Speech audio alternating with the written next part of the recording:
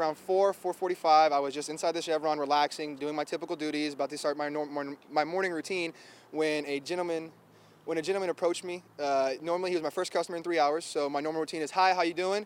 And as soon as I looked up to say that, I saw a cowboy hat on, like the Dallas Cowboys team, blue hat, white logo. Came in with a full bandana on, and then brandished a Glock 9mm at my face. And right away, I knew it was a different situation than what I've been trained for. So I immediately stepped back into my training. I put my hands up right away. I was asking, "What do you need? How are you? What is up?" He was actually very funny. He goes, "I'm actually here to rob you." And I was like, "Wait, what?" And he goes, "Yeah, I'm here to rob you. This is a hard time for me in my life. Everything's going rough right now." I said, "Dude, I understand completely. What would you like? You have a gun here. I have no control. What would you like?" He goes, "I need cigarettes, scratchers, and money." So me being smart, I only gave him the top part of my drawer, which is $100. So he's gonna be mad when he figures that out. Gave him only about $100 in scratchers and the rest in cigarettes. He was very irate, acting super crazy, waving the gun around, pointing it at my face, threatening to kill me, threatening to kill my wife.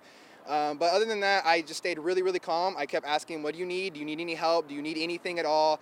I do not want to lose my life tonight, sir. What do you need me to help you get out of here?" And he was actually very calm. Wasn't that crazy until I would say he got halfway to the door, and then he realized I was going for my phone, and then he started getting irate again, pointing the gun back at me, this and that, and I let my phone back go again.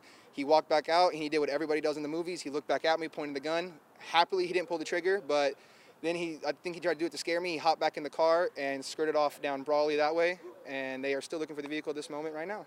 Yeah, is this something that you've first time ever encountered? No, I've actually been robbed before, but this is my second time with a gun.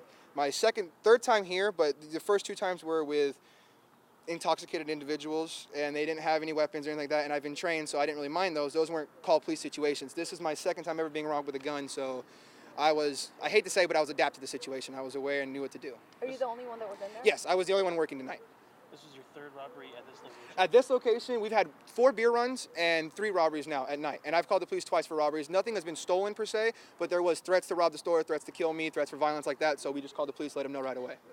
Have you seen this guy before? This guy was a brand new guy. The first 2 other people who have it was the same guy. He was a Caucasian male, looked like a homeless man per se. He was a little scruffy build.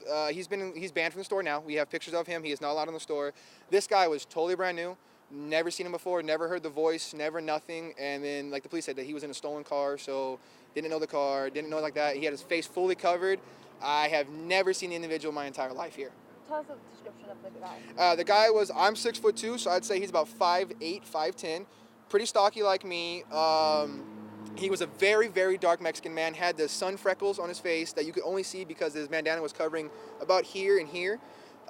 He had very small, squinty eyes, possibly could have been a mix of Asian and Mexican race. Other than that, he was very heavy set, had a deep voice. Nothing really like too description I can give you guys besides that, really. How about the vehicle? The vehicle was a 2016 to 2019 Escalade, all murdered out black with chrome rims, about 20 to 22 inches. And it was all murdered out, windows, tinted, everything, the whole nine. Like I said, it could have been his vehicle all decked out for situations like this, or like I said, it could have been a stolen vehicle like the cop said. It just didn't look like a vehicle he was driving, because he looked like a more scruffier kind of guy. Anything you want to add to your first impression when it all happened? I was really scared and everything, but other than that, you just got to deal with it one grain at a time, and you can't freak out in those situations. You really just got to knuckle up and bite your teeth and don't say nothing stupid, really.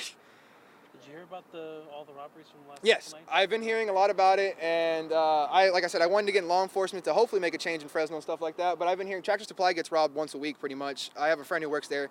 They call the cops regularly. I'm surprised you guys don't go over there. They are once a week robbed.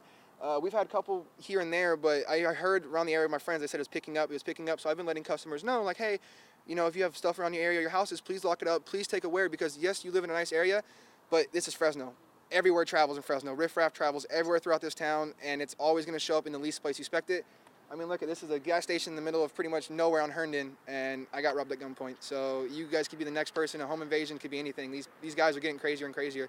But Fresno PD was here within 5 minutes. They were the fastest dispatch I've seen them happen, and I even had trouble with 911 on the phone, and they were still here within minutes. I had no issue with Fresno PD. They really, really helped me out a lot, and they were super nice. They got my number down. They made me feel totally safe.